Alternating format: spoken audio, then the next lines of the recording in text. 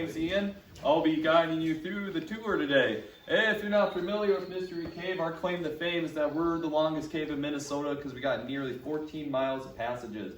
Today we're only going through about 3/4 of a mile. The cave was discovered in 1937 on February 3rd by a man named Joe Petty. It was negative 15 degrees that day, and he was walking towards us when he looked off to the right and he noticed a bare muddy patch in the snow. That caught his attention, so he crawled up the hill.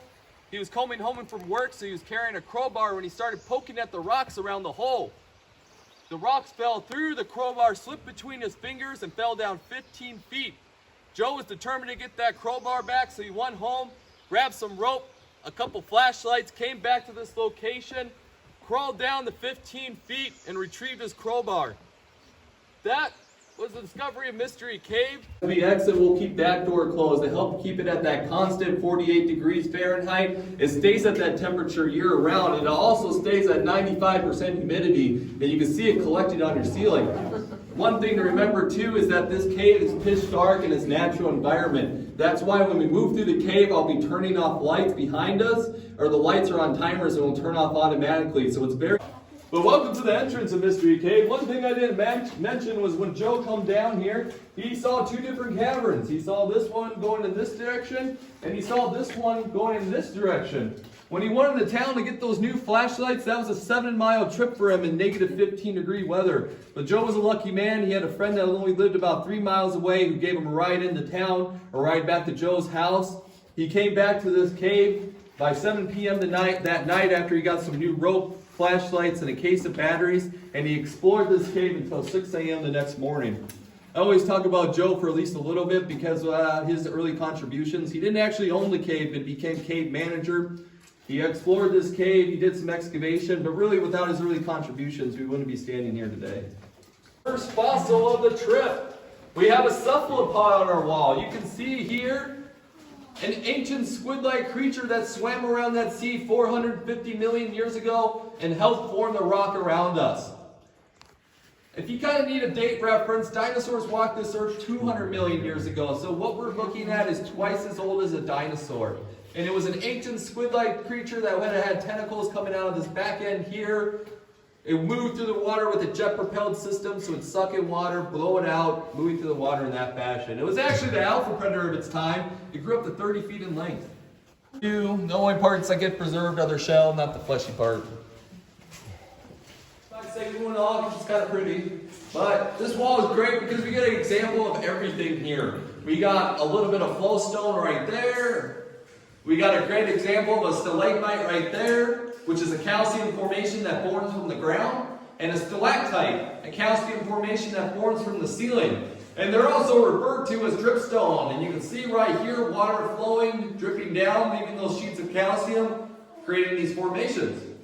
Also, these hollowed, smaller ones on the ceiling are called soda straws. And they're eventually will become solid, and they're referred to as stalactites.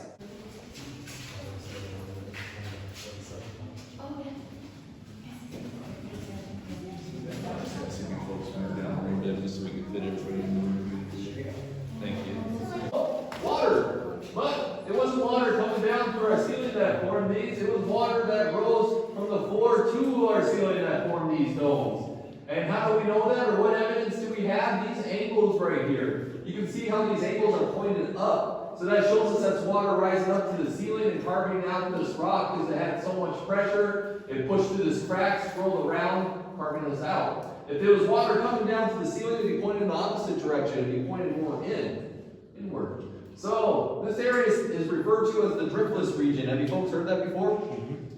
So this area was preserved because we didn't have any glaciers recede down to this point. It got preserved in its natural landscape, and that's why northern Minnesota is kind of as flat as it is, because those glaciers had so much weight and pressure, it flattened out the ground as it receded down. And this area didn't have those glaciers, so our blufflands got preserved, and that's why we have them down in southeastern Minnesota. And also our bedrock got preserved, this limestone here. Those glaciers scraped away the old bedrock.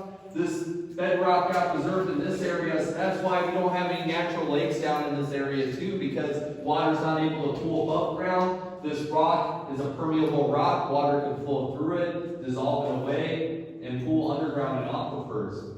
So that's why in Fillmore County, Olmsted County, we don't have any natural lakes, even though we're away to 10,000 lakes in Minnesota. Great introduction to wild caving. Here's that fossil there.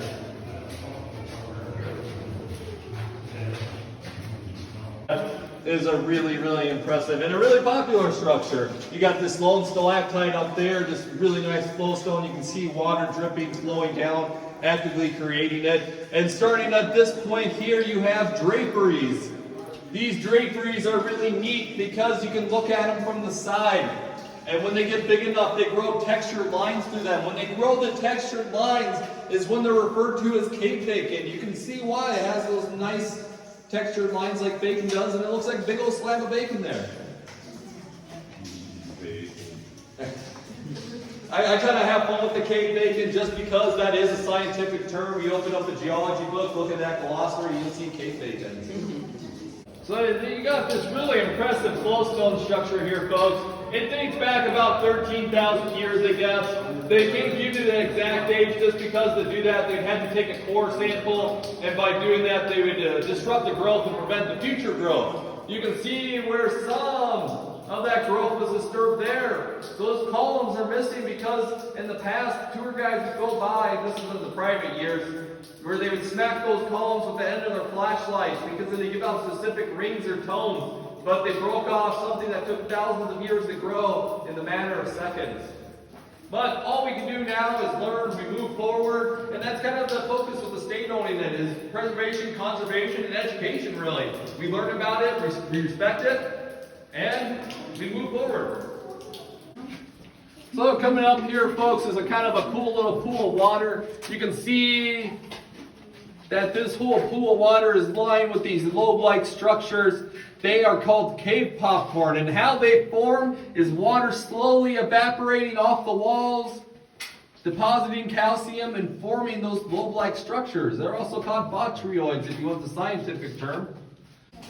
The reason why that water is so blue is because it's rich in calcium, and that calcium is reflecting off the light, giving it a blue color.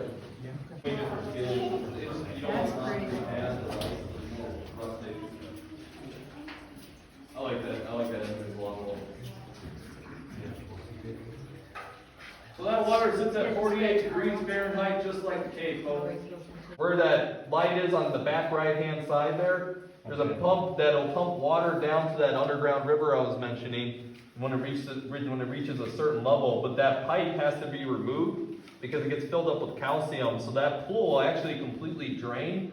And when we replace the pipe, and replace the lights, it'll recharge in about 3 to 4 days, depending on the water. Gotcha.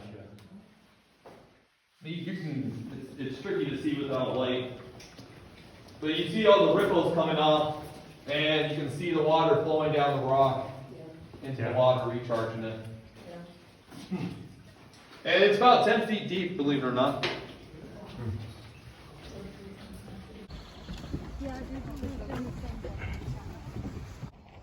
Hello everyone, we just went through the Forestville Mystery Cave tour in Minnesota. I hope you liked the tour, and I will talk to you later.